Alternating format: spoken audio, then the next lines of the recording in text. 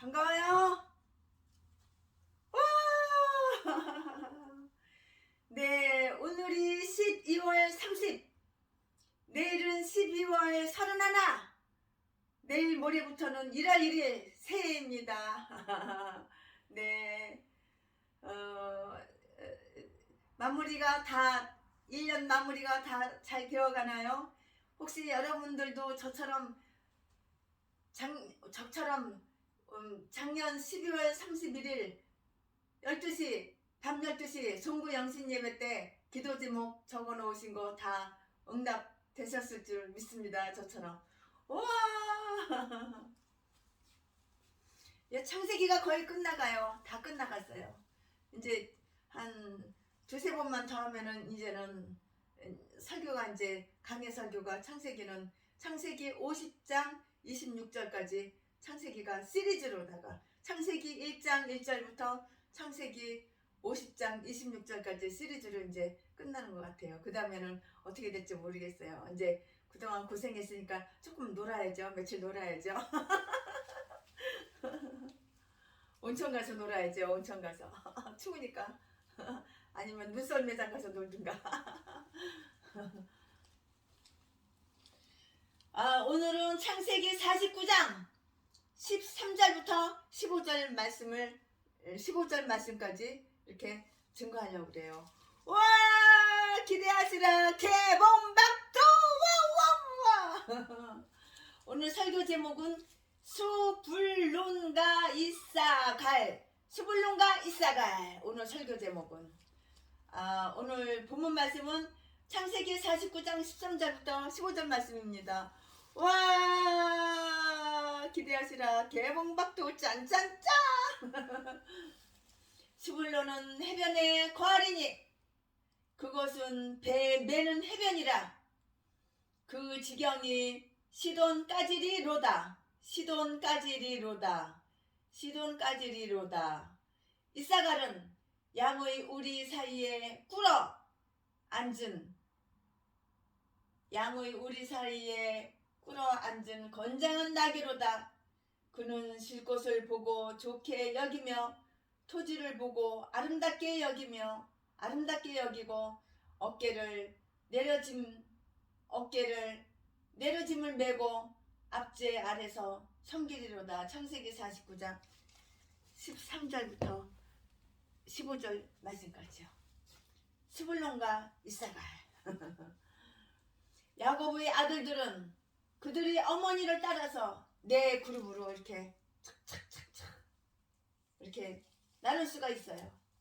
레아로부터 르우벤, 시므온, 레이, 유다, 스불론, 이사갈이 태어났고요. 참 많이 낳죠. 레아는 아가를 많이 낳았어요. 라헬로부터는 요셉과 베냐민이 태어났고요. 레아의 종 실바에게서는 갓과 아셀이 태어났고요. 라헬의 종 빌하에게서는 단과 납달리가 이렇게 태어났어요. 스불론과 이사갈은 사실 야곱의 다섯 번째와 여섯 번째 아들이 아니고요. 레아로부터 네 아들을 낳은 후에 두 첩인 빌하와 실바가 자식들을 낳고 나서 레아가 낳아서 정확하게 9번째와 10번째 아들이 돼요. 그런데 야곱이 레아의 그 몸에서 난 아들들을 먼저 축복했기 때문에 이들의 이름이 5번째와 6번째 이렇게 나오게 되는 것이에요. 그 이유를 알겠죠? 우리는 여기서 성경에 나오는 일부 다처에 대해서 짚고 넘어가야 될 것 같아요. 아브라함과 야곱은 모두 한 명 이상의 마누라를 아내를 두었어요. 이것을 보고 어떤 사람들은 성경에서 일부 다처제를 허용하고 있다고 이렇게 말을 해요. 사실 다윗이 성전을 짓지 못한 것은 그가 두 아내를 두었기 때문이 아니라 피 흘린 죄를 지었기 때문이에요.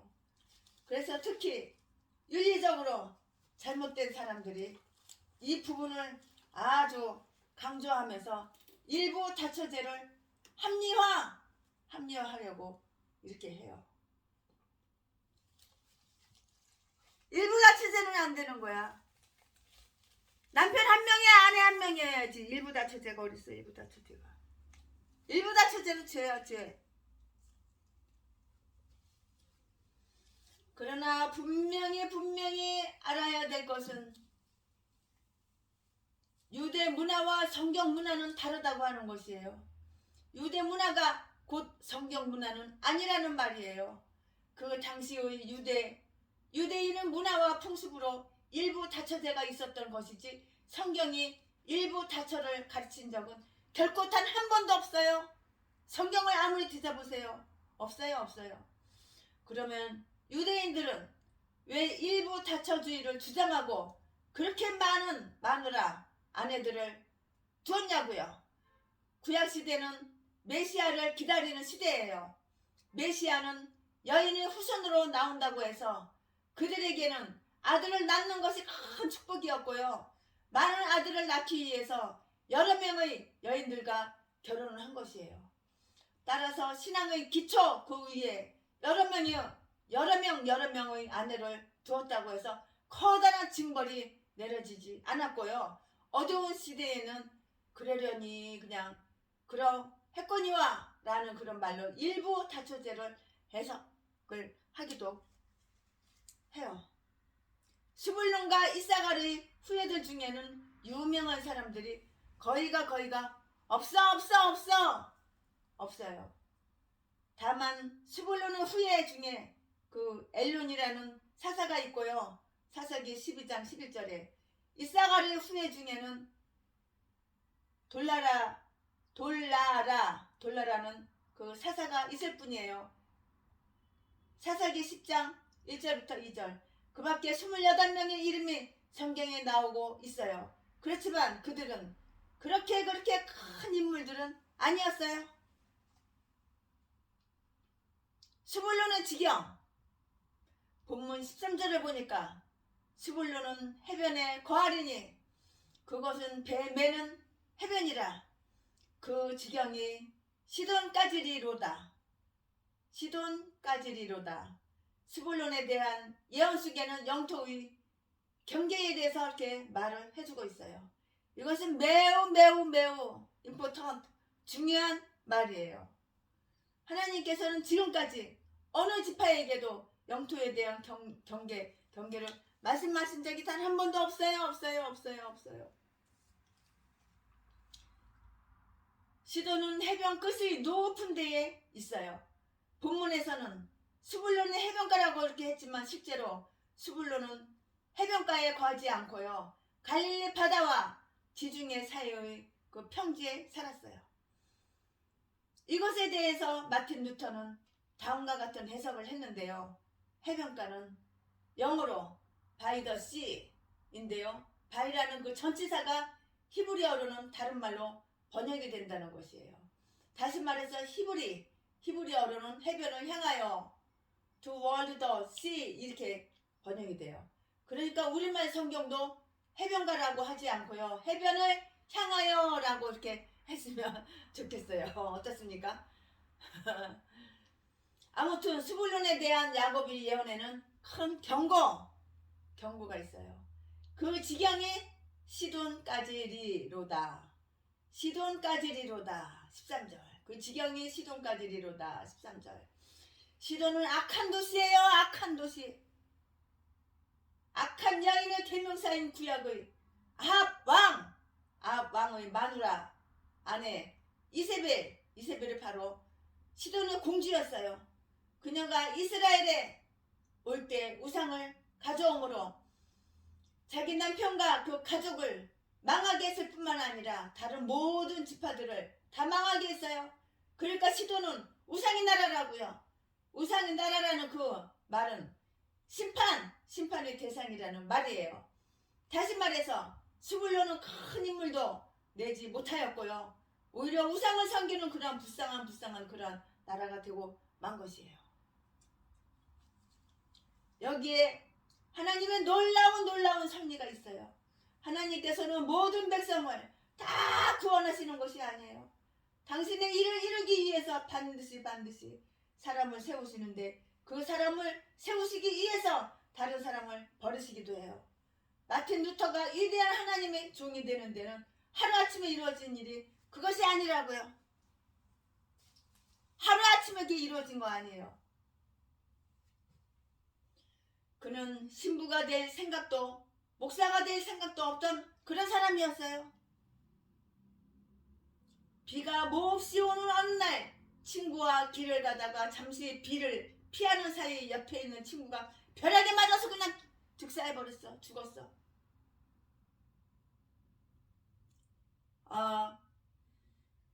그것을 보고선 하나님의 종이 되기를 결심한 사람이에요. 그걸 보고 난 이후에 보고 나서 충격받았죠. 충격이 컸죠. 루터의 친구는 어떤 면에서 루터가 루터 되게 하기 위해서 세상에 태어난 사람이에요. 경건하면서 유명해지기는 참 어려워요. 예수 그리스도를 쫓으면서 세상적인 명사가 되기는 정말 더 어렵다는 그러한 말이에요. 스불론 그는 땅 위에서 한 일이 없어요. 한 일이 별로 없어요. 뭘 했어요? 한 거라고 뭐가 있어요? 결국 멸망의 자손이 됐을 뿐이라고요. 강하나 자만에 빠진 자. 내가 강해? 그런데 자만에 빠져. 이런 사람이 복을 받을까요? 강하나 자만에 빠진 자. 이사갈은 아주 강한 파워풀한 강한 민족이에요. 그러나 그들은 그 자만심이 대단했어. 보통 대단한 게 아니야. 그 자만심이 엄청나게 대단했다고요. 강하기 때문에 교만한 거야. 강하기 때문에. 이사갈은 레아의 6번째 아들이에요. 이사갈은 양의 우리 사이에 꿇어앉은 건장한 나귀로다. 14절. 우리말 성경에는 건장한 나귀라고 이렇게 되어 있지만 히브리어 성경에는 말라빠진 나귀 이렇게 되어 있더라고요. 나귀는 본래 천하고 어리석은 동물이지만 그 당시에는 값진 동물로서 교통수단으로 사용되었어요. 사사기 10장 4절, 12장 14절, 사무엘하 16장 1절부터 2절. 예수님께서도 나귀를 타시고 예루살렘에 입성하신 그 사실을 우리는 너무도 잘 알고 있어요. 창세기 49장에서 야곱은 아들들을 계속적으로 동물에 비유하며 예언을 하는데요. 다는 뱀으로 묘사하였고요. 17절에 납달리는 암사슴으로 이렇게 묘사되었죠. 21절 베냐민은 이리로 이렇게 묘사했어요. 27절에 이 같은 동물들의 특성을 생각한다면 이사갈을 나귀로 비유한 것은 나귀의 비범한 인내와 강한 힘을 말하는 것이에요. 비범한 인내와 강한 힘, 파워. 실제로 사사시대에 이사갈 지파는 스불론과 함께 가나안 백성들과 전쟁할 때 드보라와 바락의 편에서 용기 있게 싸웠어요. 사사기 5장 15절 말씀. 특히 스불론 지파가 얼마나 용기 있게 싸웠는지 스불론은 죽음을 무릅쓰고 생명을 아끼지 아니한 백성이여. 사사기 5장 18절라고 이렇게 말씀했는데요. 민수기 26장을 보니까 전쟁에 나간 각 지파의 수가 나오는데요. 유다와 단 지파를 제외하고 이사갈 지파의 사람이 많아서 민수기 26장 25절을 보니까 이사갈 지파의 전사가 64,300명이라고 이렇게 했고요. 역대상 7장 5절을 보니까 87,000명이라고 이렇게 했어요. 그러나 이사갈은 약한 면도 있어요. 야곱의 그 예언대로 이사갈은 강하나 야망도 없이 자기 민족에 도취했어요. 양의 우리 사이에 꿇어앉은 14절. 우리는 안장에다는 그 주머니를 말하는데요. 히브리어로는 짐과 짐 사이에 꿇어앉아서 편안히 쉬는 것을 좋아한다는 그런 말뜻이에요. 또 우리를 영어 성경에서 찾아보면은 KJV에서 버덴 제루살렘 바이블 제루살렘 바이블에서는 축사 그렇게 되어 있어요. 어쨌든 이사갈은 자기 아내를 위해서 우물 속에서 뒹굴기를 좋아하는 게으른 민족이고 무사 안일주의 자들이에요. 우리는 항상 자나깨나 죽도록 충성해야 되고 항상 주의 일에 힘쓰는 자가 되어야 돼요. 내가 목사야? 그러면은 죽도록 충성해야 되는 거야. 죽도록 충성해야 돼. 밥 먹을 시간 없어서 밥은 굶어도 성경은 읽어야 되는 거야. 항상 주의 일에 힘쓰자. 항상 우리는 주의 일에 힘써야 되는 거야. 이게 바로 목사야. 이게 바로 우리의 사명이야. 야곱은 이사갈에 대한 예언에서 어떤 도덕을 말하지는 않았어요. 다만 다가올 것에 대한 그 말을 했을 뿐이에요. 그러나 그 예언에도 도덕이 적용이 돼요. 하나님의 백성에게 부지런함과 열심은 매우 중요한 덕성이에요.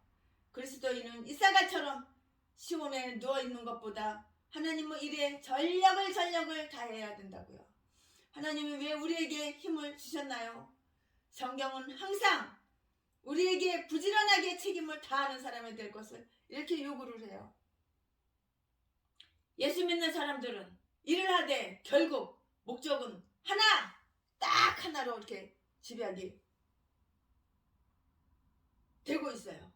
자녀를 키우고 사업을 하고 결혼을 하고 무엇을 하든지 최종 목적은 하나님께 영광이 되어야 된다고요. 하나님 나를 통해서 영광 받아 주시옵소서. 하나님 우리를 통해서 영광 받아 주시옵소서. 하나님 우리 교회를 통해서 영광 받아 주시옵소서. 우리 나라를 통해서 영광 받아 주시옵소서. 하나님께 영광. 무엇을 하든지 최종 목적은 하나님께 영광이 되어야 드려야 되는 거예요. 오직 내가 그리스도 예수께 잡힌바된 그것을 잡으려고 쫓아가느라. 빌립보서 3장 12절 말씀. 우리의 목표는 부르신 자의 그 뜻을 이루는 것이고요. 그분에게 상을 받으려고 달려가는 것이에요. 인간들한테 상 받으려고 생각하지 마라. 하나님께 상 받으면 되는 거야. 하나님께 상 받으면 되는 거야. 인간들한테 높임 받으려고, 인간들한테 칭찬 받으려고, 인간들한테 인정 받으려고 다 부질없는 헛일. 우리는 하나님께 상 받으면 되는 거야. 하나님은 나를 인정해 주시면 되는 거야. 하나님이 나를 상을 주시고 하나님께서 나를 인정해 주는 그러한 목사님 기도는 기도하는 쪽쪽이마다 다 응답돼요. 기도 응답이 안 되는 것은 내 책임이지 하나님 책임이 없어.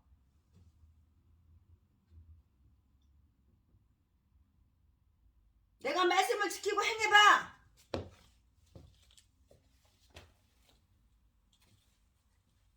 주의 말씀을 지키고 행해봐.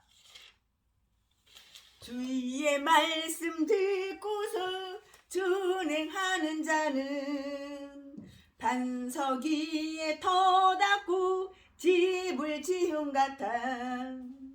비가 오고 물나며 바람 부딪혀도 반석 위에 세운 집 넘어지지 않네. 아멘.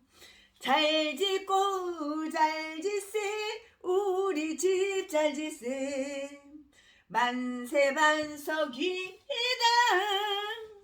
우리 집 잘 짓세. 아멘.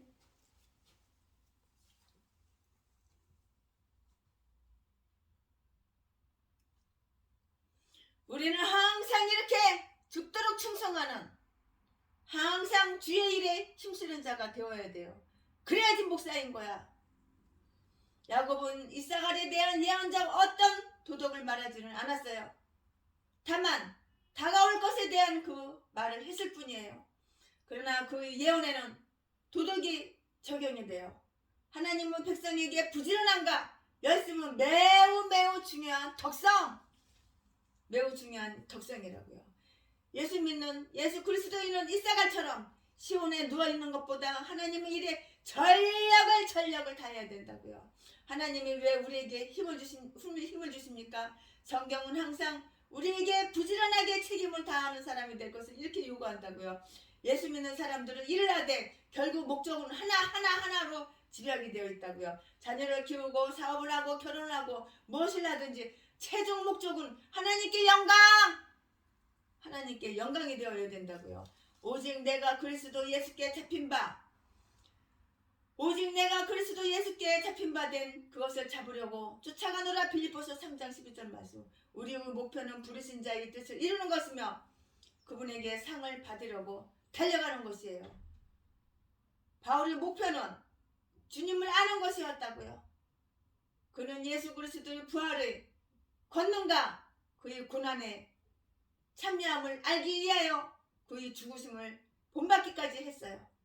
바울은 로마 감옥에 있으면서 죽음을 앞에 놓고도 복음을 그 증거를 게을리하지 않았어요.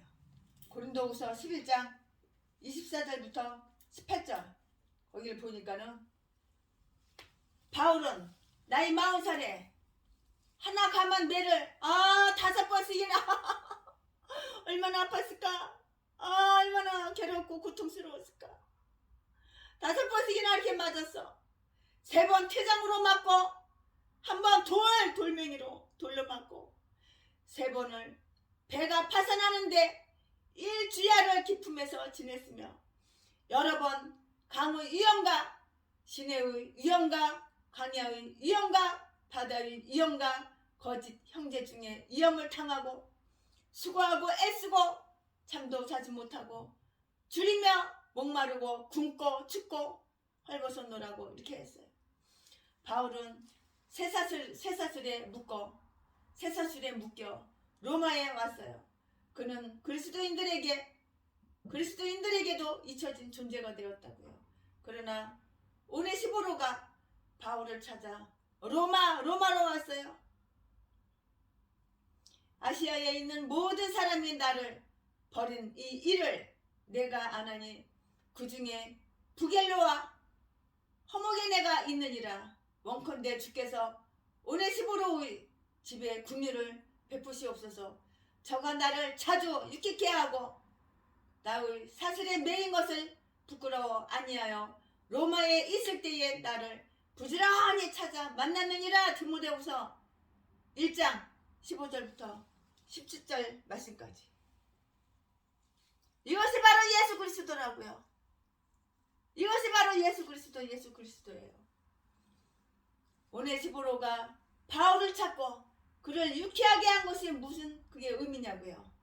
자신이 선교사가 되지 못하면 선교사로 나가 있는 분들을 위해서 기도해주고 물질로 돕고 그래서 주의 일의 동역자가 되는 것이에요. 자신은 복음을 전하지 못했지만 바울을 통하여 하나님께서 역사하시도록 돕는 것이 오네시보로의 사역이었다고요. 복음을 위해서 그리스도인은 언제나 부지런해야 돼요. 바울은 감옥에 버림을 받고도 전도자의 사명을 게을리하지 않았어요. 그래서 그는 나의 달려갈 길을 다 달렸다라고 했어요. 바울은 복음을 전하는 일을 그가 죽는 날까지 쉰 적이 단 한 번도 없었다고요.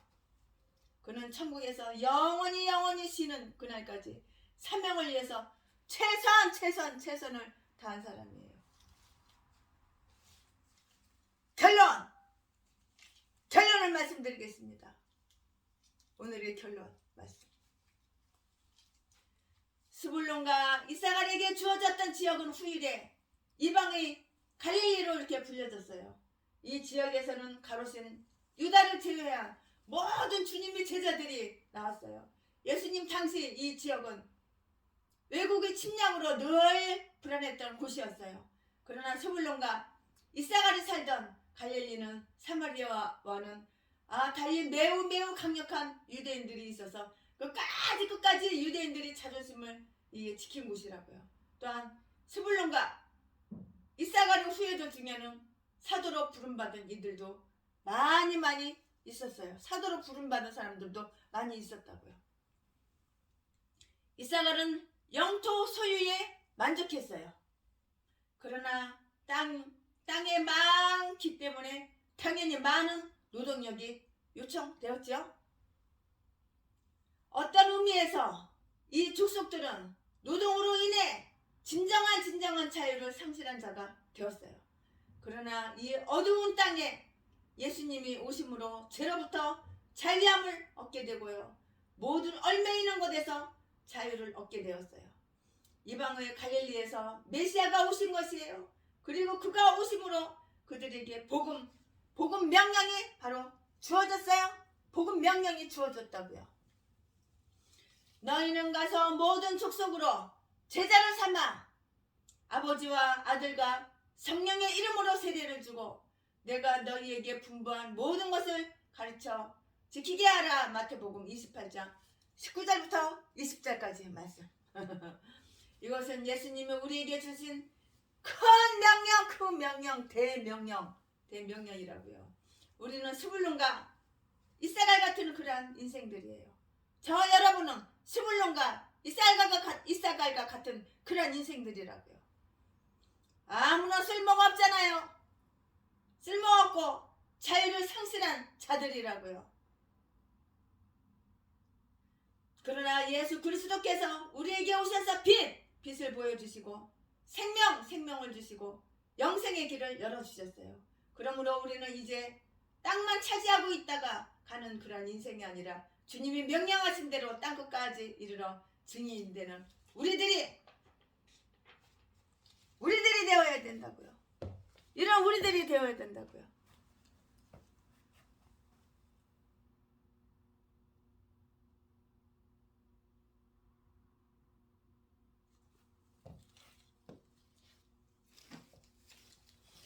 주의 말씀 듣고서 준행하는 자는 반석 위에 터닫고 집을 지은 같아.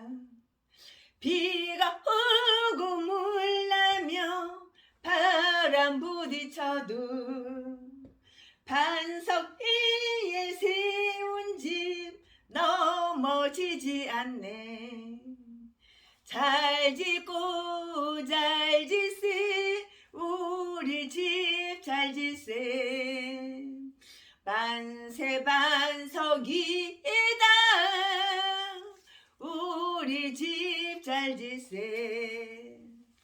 주의 말씀 듣고도 행치 않는 자는 모래 위에 터닫고 집을 지음 같아. 비가 오고 물 나며 바람 부딪힐 때 모래 위에 세운 집 그게 무너지네. 잘 짓고 잘 짓세 우리 집 잘 짓세. 만세 반석 위에다 우리 집 잘 짓세. 세상 모든 사람들 집을 짓는 자니 반석 위가 아니면 모래 위에 짓네. 우리 구주 오셔서 지은 상을 줄 때 세운 공력 따라서 영영 상벌 주리. 잘 짓고 잘 짓세 우리 집 잘 짓세. 만세 반석 위에다 우리 집 잘 짓세.